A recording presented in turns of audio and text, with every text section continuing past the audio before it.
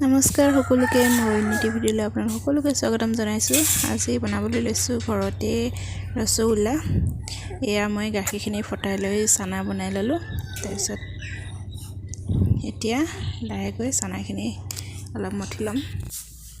গাখীৰখিনি গেছত গৰম হ'বলৈ পাতিছিলোঁহে মাত্ৰ, আৰু এইফালে গুণগুণে কান্দিবলৈ ধৰিলে। গুণগুণৰ ওচৰলৈ আহোঁতে গাখীৰ উতলোৱাটো মানে যেনেকৈ ফটাইছিলোঁ সেয়া ভিডিঅ' কৰা নহ'ল।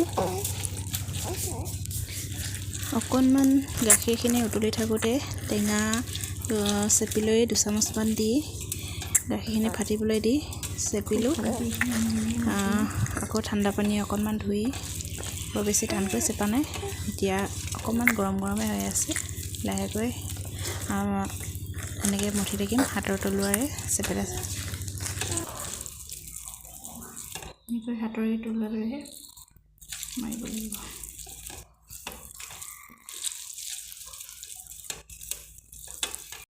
এতিয়া ইয়াতে দি দিছোঁ 1 চামুচ ময়দা। 1 লিটাৰ গাখীৰ 1 চামুচে দিব লাগিব। অকণমানকৈ ময়দা দি সানি থাকিম।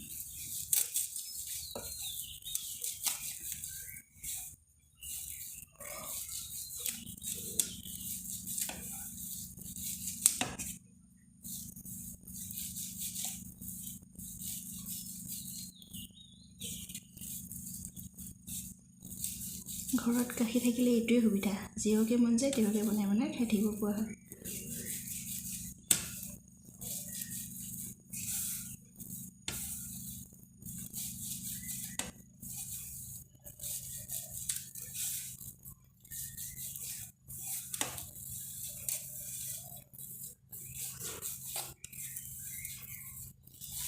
আঠ 10 মিনিট এনেকৈ মঠি থাকিম।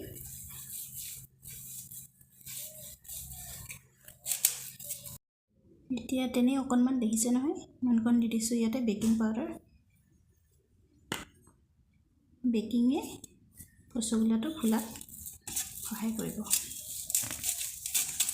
এইটো একেই ময়দা দিয়াৰ ধৰণে অকণমানকৈ দি হাতৰ তলুৱাৰে সানি দিছোঁ, মঠি দিছোঁ।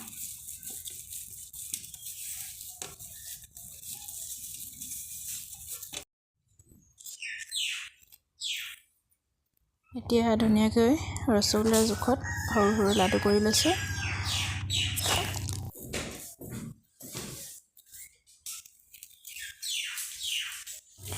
দুইখন হাতেৰে ধুনীয়াকৈ গোল গোলকৈ